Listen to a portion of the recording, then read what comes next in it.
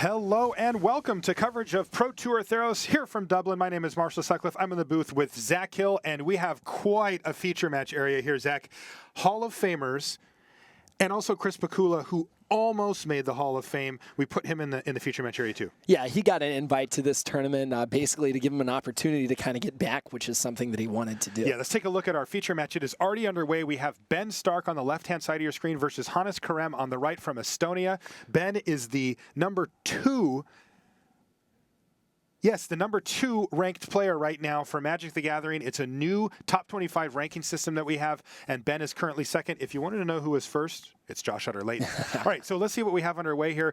Ben Stark is not at 20. I believe he just took some damage, but he has a quick start here, Zach. I see that there's a Perforos' Emissary on an Acrone Crusader. Really a nice 1-2 punch for Ben, whose deck doesn't have this very often. Yeah, and I mean, one of the things we were talking about is he was excited to pick that card up to go with both of his ordeals, and that's exactly the start that he wants.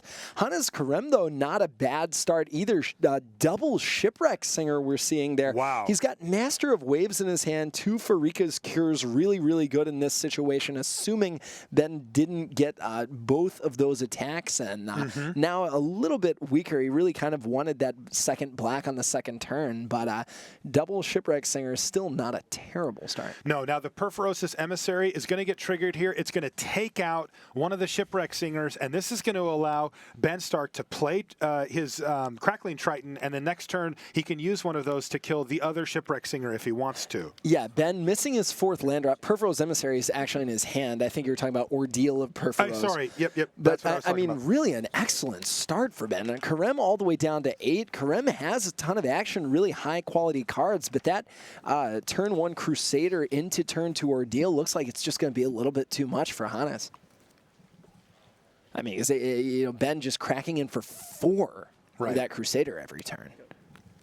And again, Hannes still doesn't have double black for his Farika's Cures. Not that those are even going to do too much right now. Yeah, but he gets a bunch of 2/3s. Now, here's a blocker, though, for Hannes Kerem. He's played a Coastline Chimera from his hand, which doesn't look like he has the mana to activate it currently, but it's still a 1/5 with flying that can block quite well. Well, and that 5 toughness crucial for the Crusader, which is currently a 4/4. So Ben would have to trade his Crackling Titan in an entire turn just to deal with it.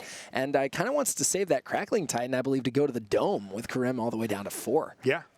You see him playing Fate Foretold now, looking, I think, for just more lands so he can get that Borderland Minotaur out of his hands. Yep, and in they go, 2 1/1 soldier tokens, a Crackling Triton, and that Acrone Crusader that is fully beefed up, sitting at 4/4. All of them into the red zone. Hannes Kerem, he has no untapped mana, but he has 3 creatures that he can block with here. He would really like to be able to activate that Shipwreck Singer, but he just can't. Ben still has 3 mana up for Crackling Triton. And we get some real tokens. Yeah, I now. like that. I like those real tokens. All right, so Shipwreck Singer is going to eat one of those tokens. The Marauder is just going to die, and the Coastline Chimera is going to profitably block here. That means that Hannes Kerem takes 1, which is crucial here because if he took 2 that turn, he's effectively dead as the Crackling Triton represents lethal. Though right now, let's see what Hannes comes up with. He's forced to just pass a turn back, which is going to allow him to leave his Shipwreck Singer activation up. He can use it 2 different ways, but it looks like Ben Stark is just going to take it out right now. Yeah, and with 3 attackers, and Kerem's only got 1 blocker. That looks like he's going to be presenting lethal from the under-respected Bronze Sable. That's right. It's a 2-drop that he needed, and everybody attacks, and that's going to do it. The thing about Shipwreck Singer, Zach, is that you can't. It doesn't do anything unless your opponent's creatures are already attacking. You can't do it preemptively. Exactly. If Zach does it before combat, it's not going to get anything done. Theros is available now on Magic Online. Play in Seal Deck and Booster Draft release events from now through October 23rd to add the Harvester hero avatar to your collection. And then get ready for the Face the Hydra Challenge running October 24th to November 6th. For more information, visit mtgonline.com. All right, so going into the sideboard here, I mean, we did, even though the draft for Ben, for those of you that watched it, you'll remember that the third pack for him was That was kind of a nightmare. You know, he was really actually had high expectations for it. You and I talked about it in the booth, Zach, that, you know, we would expect the third pack to bring him the goods. And he actually felt the exact same way. He thought he was going to get hooked up, as he put it, in the third pack, and it actually was awful for him. That said, he did actually end up with quite a few sideboard cards in his deck. He's got some annuls and stuff like that floating around. Yeah, we actually have seen him looking at a couple of annuls he was thinking about bringing in. He's bringing in, what's the card? Benthic Behemoth, a 4 or 5 hexproof. Benthic Giant. Really, really good, obviously, against blue-black control that's relying on stuff like Sip of Hemlock to control larger creatures. Really like that sideboarding decision from Ben. And, you know, and we've talked about, I mean, we were saying this during the draft, Ben's deck didn't really come together like he'd like, and that's sort of what he said. But it definitely has the potential to just win some games out of nowhere, exactly like it did just then. Yeah, let's take a look at Hannes Kerem here as well. He's actually had some pretty nice performances. He's from Estonia. Let's take a look at what he's done here. Yeah, he's represented the Estonian national team, the World Magic Cup. He actually made the top 8 of Worlds in my hometown in your of hometown Memphis. Of Memphis, that's awesome. In 2008, sadly missed that one because I was in Malaysia at the time. He's got a 64.3% win rate in Standard. Very strong. Extremely strong. Qualified via the Magic Online Championship, which you know, makes a lot of sense because you're probably not hitting up that many PTQs in Estonia, probably only one or two a year. And you know, 54 lifetime pro points means that Kerem is a Pro Tour mainstay. I mean, this is a guy who knows how to play some Magic the Gathering. Yeah, absolutely. I had a chance to talk to him at the last Pro Tour. He was on the news desk with me for a little bit on a segment we did. And yeah, he's been playing for a long time, and he certainly has some accomplishments under his belt. Now, unfortunately for him, he is playing against a man who has basically every accomplishment that Magic offers under his belt. He is now officially in the Pro Tour Hall of Fame as Ben Stark. As of an hour and a half ago, he was inducted. We had a ceremony here. It was fantastic to watch that. Everybody's really happy for all 3 of our new inductees, and all 3 of them are in the feature match area here. We've also got Chris Pakula, who had a really strong showing of votes during the Magic Pro Tour Hall of Fame voting section. Just didn't quite make it, and he's got a chance here, though, at Pro Tour Theros to put together a string of wins and you know, up his bid again to stay on the ballot. I was just looking at some of Stark's stats. I mean, we all know Ben as a Hall of Fame electee, but you know, we always talk about, oh, okay, he's a limited master, blah, blah, blah. Well, what does that mean? That actually translates into a 66.4% win percentage in draft on the Pro Tour. Now, at the Pro Tour level? Right, yeah. To give you an idea, like most pro players at the Pro Tour, if you're hovering around 60%, you're like an all-time great. So, I mean, 66 is just absurd for Ben. Yeah. All right, so Ben's taking a look at his opening 7. He's got a couple of lands, and it looks like he is keeping it. What you see is he's showing it to the person who's doing the hand selector, so that we can bring you that. Now you get a nice look at it there, but we'll also keep it updated for you as we move on. Here at the Pro Tour, we have some pretty sweet little tricks up our sleeve with bringing you the cards in hand and that kind of stuff. So he's got 2 lands and a Magma Jet, which is basically an auto keep right there. He can curve that into turn 3 Crackling Titan. We already see his Benthic Giant out of the sideboard. You always like to draw your sideboard cards on your opener. It obviously costs 6 mana. Sure. But with Magma Jet, you're at least reasonably confident you're going to get lands. But is Ben shuffling it back, or is he? I think he's shuffling his opponent's I was like, deck, that is a very surprising mulligan to me. But, yeah. Turns out you have to randomize your opponent's deck here at competitive level Magic. That's right. I thought that was interesting, too, you know, that Ben boarded in the Benthic Giant, because it would be easy to overlook a card like that after having ran over your opponent with small creatures. But it's very astute, what you said earlier, that, you know, the ways that Hannes Kerem's deck is going to be able to deal with a big creature are very narrow, and none of them hit a Benthic Giant. Yeah, I mean, if you're playing, but like you realize that your opponent didn't see a second black mana in his turn, just had a million cards in hand. You may not know he has double Pharika's Cure, but you're assuming he maybe has like Disciple of Phoenix, some Great Merchant of Asphodel that he wasn't casting. Because I mean, he's not just sitting there with a grip full of cards losing. Right. You saw double Shipwreck Singer, so you have respect for your opponent's deck and its ability to make the game go long.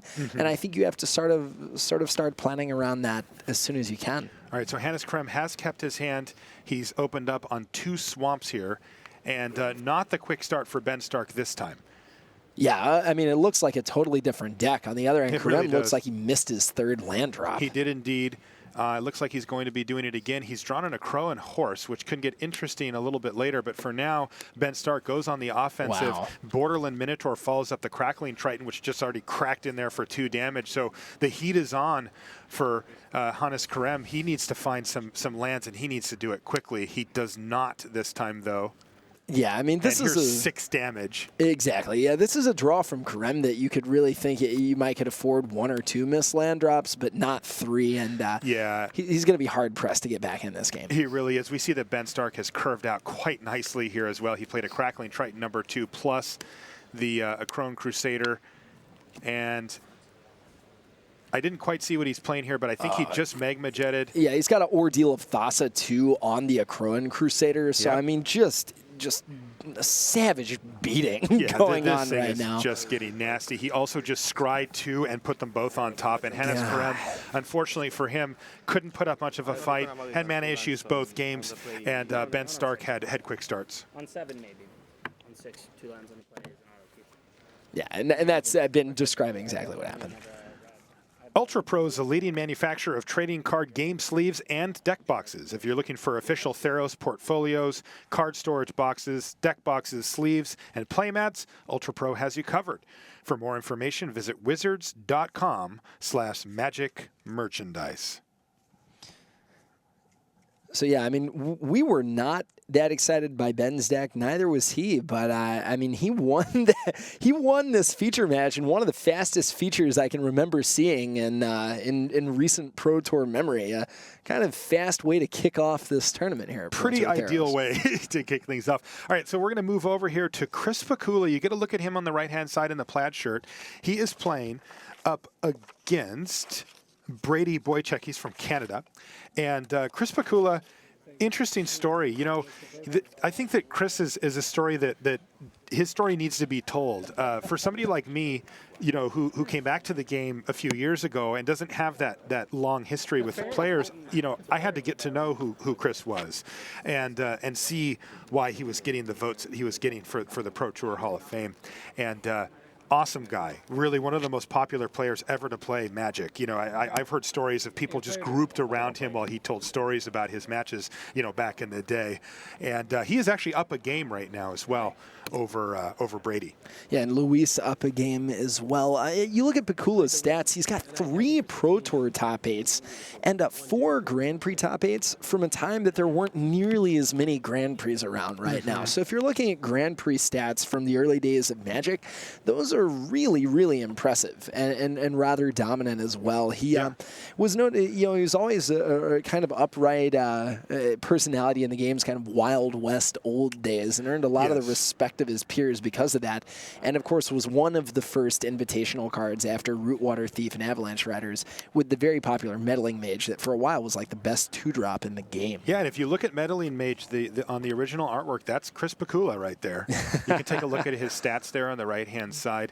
And yeah, Chris was instrumental in the early days of doing some rules enforcement and how that kind of stuff worked, and he definitely improved the game as a whole for everybody. And you know, a lot of people were responsible, but he was one of the most vocal ones. Yeah.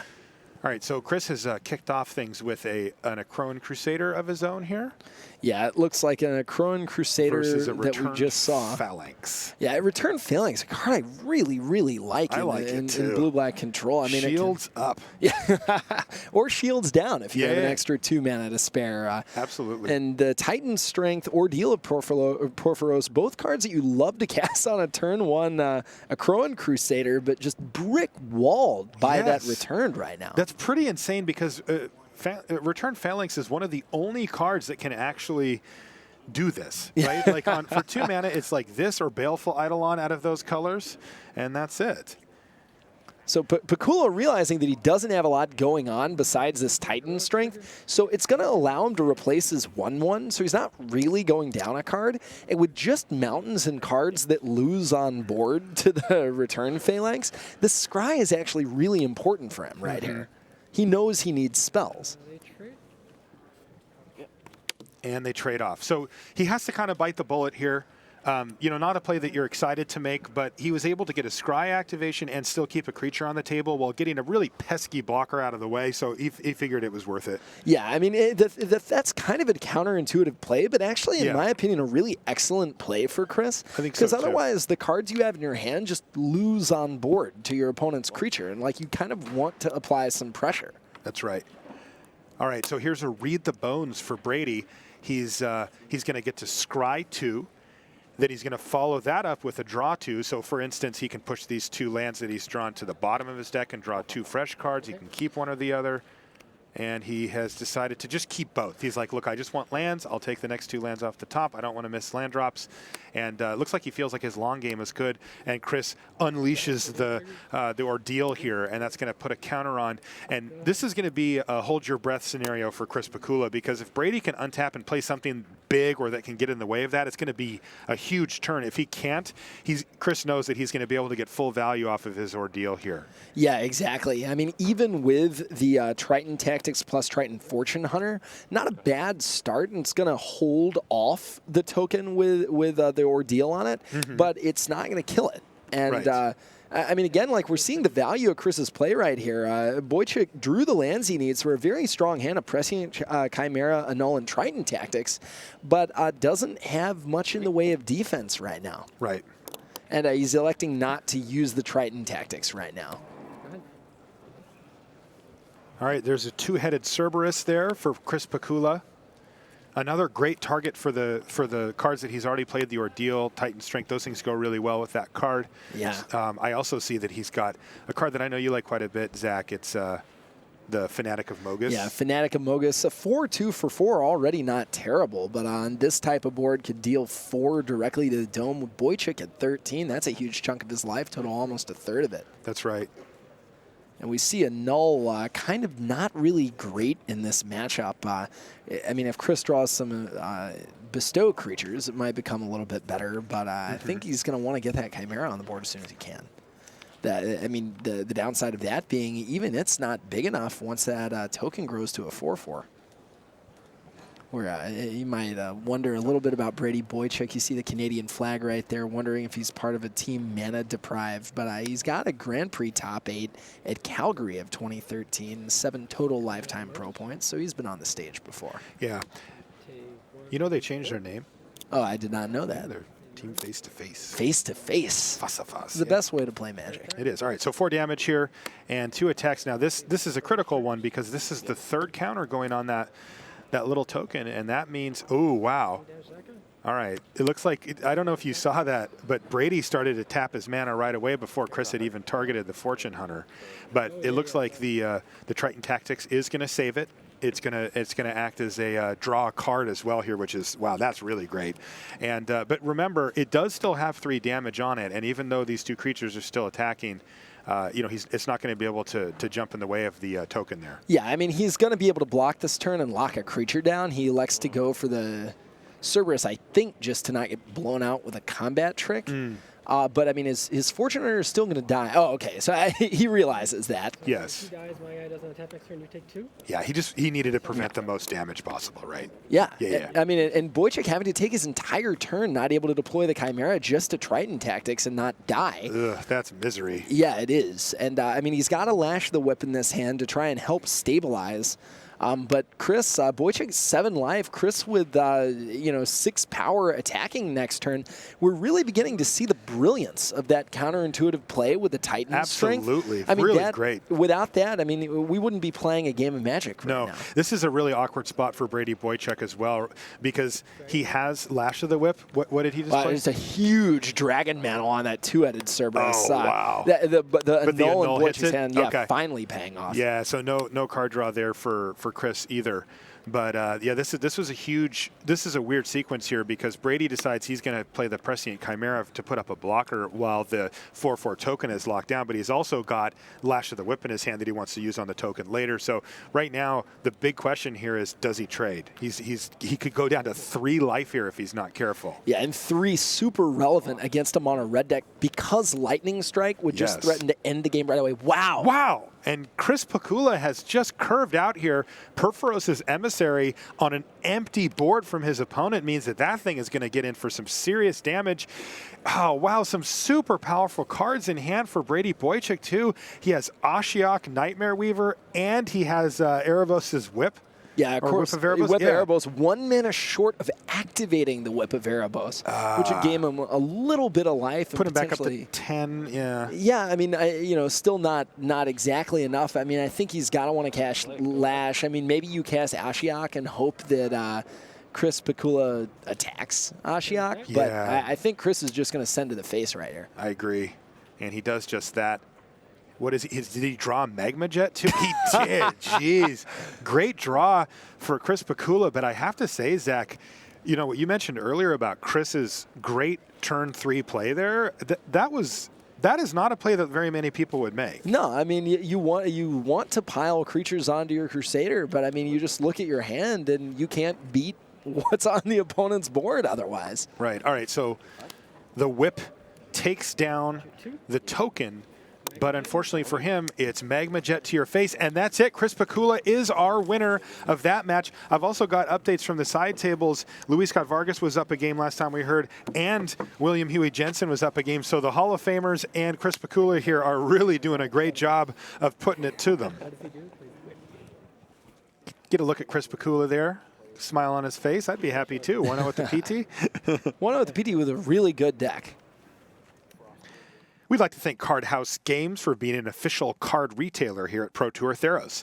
Enter the code PTDUB when ordering on cardhousegames.com for 10% off your next purchase. For more information, visit cardhousegames.com. Yeah, great stuff from Pakula there, though. Really showing, you know, his stuff here, his metal, if you will. Welcome back to the booth. Marshall Sutcliffe here, with 2 T's. This is Zach Hill. I'm Marshall Sutcliffe. And, so great stuff, though. I mean, it is interesting to me because the rest of that game was pretty self-explanatory from Chris Pakula's side, right? I mean, he played out his spells, he turned his guy sideways, and he won the game. But that play... not intuitive. No, not intuitive at all. And I mean, what we saw in both those matches actually is the sort of counterintuitive power of the ordeals. We saw it deployed to great effect again on a Crowan Crusader out of Ben Stark's deck. Yes. An otherwise mediocre draw turning into just a massacre because he was able to pile on damage so quickly. That's right. And then out of Pakula's mono red deck, an archetype where you're a little bit more used to seeing enchantments doing really good work. But really turning two games that would otherwise just not have been particularly close into really one-sided aggressive draws. So I think those cards kind of showing they might be a little bit better than they look if you were to just read them. Yeah. Now, tell us a little bit about mono red. Like, is this something that we can expect to see often in Theros? Oh, I think it's one of the best archetypes you can draft. Is it hard to get? It is hard to get, although a lot of cards that are really good in your deck, like Two-Headed Cerebus being one of them, and a Crowan Crusader to a little bit less of an extent, are just not really high picks in a lot of other decks. Okay. Fnatic of Mogus, really good, but again, you don't, I mean, you've got to be a very particular deck to really want it. I think the deck is a little bit less common now that more people know just how good Dragon Mantle is. But, I mean, the deck's still able to capitalize on the ability to kill you very fast and a lot of great tricks like Titan Strength. All right. Well, Rashad Miller is our floor reporter for these rounds, and he's down on the floor right now with Chris Pakula for a quick word. Hi, Rashad Miller. I'm here with Chris Pakula. And he's been given an invitation here for his many years of contributions to this wonderful Magic community. First of all, I just want to know, what does that mean to you? I mean, I'm excited to think that, you know, everyone would seem like everybody really wanted to see me play, so that's a good feeling, you know. Twitter was certainly happy when I got the invite, so I think it was Twitter's idea in the first place. But, yeah, it means a lot to me that people like to see me play. Yeah, Twitter has a lot of good ideas out there. Okay, so personally, I've never drafted the mono red deck like you have. Well, I was going to ask you if that's something that you really like to do, or how did that end up? This is definitely my first time. I wasted some picks on some blue cards and some white cards. My deck would be better if I had just committed. It really did seem like red was open. So maybe if I was more experienced in the format, like a month from now, I would have realized I could go mono red. Like, I got Dragon Mantles really late. So yeah, it's possible if I should have even picked up on it earlier. What really killed me was the double white cards I got that were the white cards that I got that were very strong or double white casting cost. So it just ended up not being worth it. And I was a little worried about how I built my deck because maybe some powerful cards in my sideboard. But I showed it to John Finkel and he said I did the right thing. So I feel pretty good.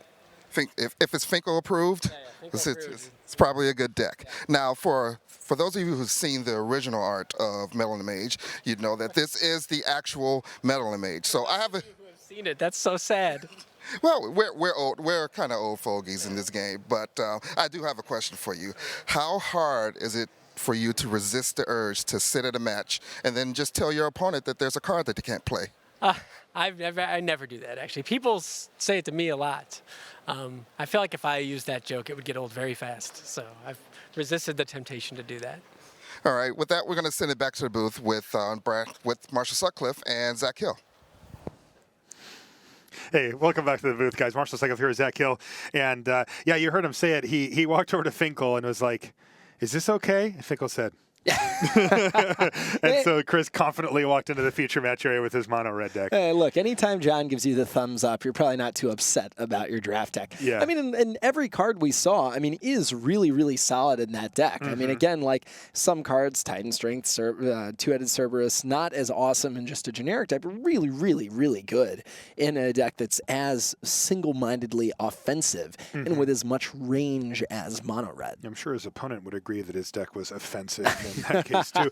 Now, what about what he was talking about? He said he had some powerful white spells, but they were double mana symbols, and he didn't want to disrupt the beautiful thing that is playing a mono. If you've never played a monocolor deck in Limited, it's really nice. You look at your opening hand and you just think of a number. It's like, oh, I have 3. There's no color or anything like that. All right, let's send it back down to the floor. We'll talk about that in a little bit. We're going to go back down there for more action from the feature match area right now. All right, back down in the feature match area, we see William Huey Jensen freshly inducted into the Magic the Gathering Pro Tour Hall of Fame on the right-hand side of your screen there. He's playing against Yu Min Yang. He is from Chinese Taipei, and we're getting a look at their hands. There's a Battle-Wise Valor. It looks like we're pretty deep in the game here. Last I heard, Huey was up. Huey is William's nickname. He was up 1-0. And I see cards being scooped up here. And I believe that we have a match finished up. I think Huey may have just 2-0'd. He did indeed. So we didn't actually get to catch much of that last action there. But so far, Chris Pakula has won in the feature match area. Ben Stark made short work of Hannes Kerem thanks to his mana issues and Ben Stark's quick starts. And Chris Pakula also takes it down. So, we have Hall of Fame heavy, a lot of Hall of Fame votes down there in the feature match area, and they're showing us why. Yeah, exactly. And I think it's a triumph of just long-term experienced players. Yeah, sure. You see that dialogue happening there. Theros is a hard Limited set to figure out. And I think it rewards just, really rich, complex Magic knowledge and skill. And that's what we've seen. Really decisive victories, it looks like. That's right. Players. Now, this one looks a little bit less so. There's a lot of permanents on the battlefield as we jump over to Luis Scott Vargas, looking sharp as ever in his suit. Again, he was just inducted, and I mean, like, the ceremony was an hour and a half ago, so he was just up on stage, and everybody was clapping, and now he's down in the feature match area shuffling cards and playing against Wenzel Krautmann. Yeah. And it looks like Luis is up a game here as well from last we heard. We're getting our overhead camera set up right now for you guys, and it seems that Luis is at 9 while Wenzel is sitting at 16. Luis Scott Vargas, you get a quick look at his stats. He's a machine. There's just no other way to put it. Pretty absurd stats. $245,000 from Magic in the bank. Yeah, not too bad. Not too bad at all. And, he's earned a few extra dollars in the coverage booth with us as well. He's always a fan favorite, and he just does an excellent job as well. So, LSV, we know him. Yeah, and Krautmann, actually, I've seen in the booth a few times, I believe from the World Magic Cup. Yeah, he's got 51 Grand Prix, 4 Grand Prix top 8s, the winner of GP Warsaw earlier this year. Okay. And 52 lifetime pro points, who's been around a while. His first Pro Tour was Pro Tour Houston back in 2002.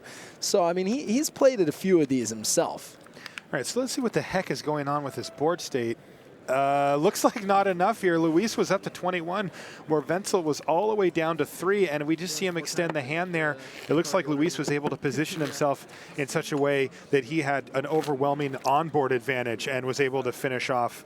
I don't know what that was. Was that some type of Voltron-esque, bestow monster? Welcome back to the booth, guys. I'm Marshall. There's Zach. I couldn't quite see what Wenzel had going on there. I think it was a fleece mane lion with every enchantment in the block attached to it. I couldn't quite figure out exactly what it was, but I mean, it looked huge, but Luis just had a zillion spells. Too many permanents. One of the things that I find really interesting about Bestow, which is what a lot of those auras were, I'm sure, on that fleece mane line, is that you really do. It's a skill testing decision to decide whether you want to, like if you're attacking, it's often correct to just bestow up and keep getting in. But when you're blocking, it's not that clear cut. Yeah, like sometimes you need an additional blocker. Sometimes you need to leave your mana up either to cast combat tricks or to represent combat tricks. That's right. I think that, I don't like to talk about like bluffing that much. It may sound more subjective than it is. But in this format where you have both the monstrous mechanic and tons of auras in the set, it's a really significant disadvantage not to represent any instant speed tricks. Right. Because it's just so easy for your opponent to deploy 3 or 4 power worth of virtual haste. Just more ways creatures can get bigger and attack that turn. That's right. So, I think it's incredibly advantageous to be able to represent mana. I've been on that other end of that stick where you're like, well, I could monstrous here, but he's got 4 mana and some of it's blue. Right. Like, I just can't do it here. Right. Like, if I walk it's into just not grip worth the risk. Yeah. So, and you get grip tided, and then next thing you know, you're way, way, way, way, way behind, and that's just not something that's possible. All right. Rashad Miller, he is right now down in the feature match area with our coverage partner and also Hall of Famer Luis Scott Vargas. 15. Rashad Miller here with 15th ranked player. I believe so. One below Craig Wesco, wherever he is. Should all the rankings just be how far above or below Craig Wesco you are? I mean, I think he would be all right with that. All right, so Luis Scott Vargas, newly minted Hall of Famer, and we just saw your deck. We only saw it a little bit, but as we came in, it was doing some crazy things with mnemonic walls. Tell us what happened right there. I kind of went off. I grip-tided his guy, and then next turn, chomped the mnemonic wall. End of turn, rescue from the underworld, sacking my other mnemonic wall, get back both mnemonic walls, get back grip-tide, get back Lash of the Whip, grip-tide his guy, cast another mnemonic, and somewhere in there I cast another mnemonic wall as well. So he had to draw the same if I was Warden like 3 times. Okay. Now, also, we saw on the other side, I was watching your game a little bit earlier, and I saw this humongous bestow monster that was there. And then, I walked away, and I came back, and there was a different humongous bestow monster. Like, what was the combination of cards there, and exactly how did you deal with those things? The first one was just like a Nessian Corsair. I was able to kill it eventually with like a Lash of the Whip and blocks. The second one was a Fleece Mane Lion that had gone monstrous, so it was like a 4/4 indestructible, then a 4/6 indestructible, then a 7/9 indestructible that can tap a creature whenever it attacks. Like, it got pretty big, but I was able to cobble together enough grip tides, and I had a flyer going, so I was able to outrace it. Well, there you have it. Luis Scott Vargas staying cool and calm no matter how big an indestructible creature is. Rashad Miller sending it back to the booth. Hey guys, welcome back to the booth. A few words from Luis Scott Vargas. I kind of went off there. 2 mnemonic walls getting back at the same time and getting full value. The guy is a machine. He's a noted Dak Faden supporter and also a Hall of Famer, Luis Scott Vargas. You mean the greatest thief in the multiverse? Formerly. Oh, excuse me. we have the rankings, and he's down a little bit. And Luis also a big fan of dirtling, which it sounds like what you're doing when you're casting multiple grip tides. Yeah, I think that's exactly what he just did. All right, I am told it is time for us to go back to the news desk. We're going to be over there for a little bit. When we come back to Zach and I, we'll have round 2 here from Pro Tour Theros.